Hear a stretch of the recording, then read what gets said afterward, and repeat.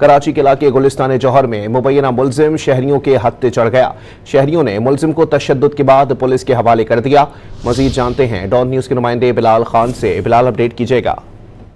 जी बिल्कुल, देखिए शारा फैसल थाने के हदूद गुलिस्तान जौहर ब्लॉक 13 में मुबैना मुलजिम शहरियों के हत्थे चढ़ गया। शहरियों ने मुबैना तशद्दुद के बाद पुलिस के हवाले कर दिया, जबकि पुलिस अधिकारियों ने मुलजिम को मुश्किल से मुश्तरक अपराध के चुंगल से निकाला और शहरी को मुंतशिर करने के लिए हवाई फायरिंग भी की, जबकि मुबैना मुलजिम के कब्जे से मोबाइल फोन और असला बरामद किया गया है। SHO शारा फैसल नूर की जानिब से ये बताया गया है कि 4 मुलजिमान वारदात करके फरार हो रहे थे कि उन्हें जो है पुलिस मोबाइल ने ताकुब किया। ताकुब करने के बाद एक मुलजिम जो है वो जो फ्लैट से वहां पर दाखिल हो गया। बाकी 3 मुलजिमान फरार हो गए। मुलजिम को गिरफ्तार कर लिया गया। उसके कब्जे से 12 मोबाइल फोन बरामद किए गए हैं। जी बहुत शुक्रिया बिलाल।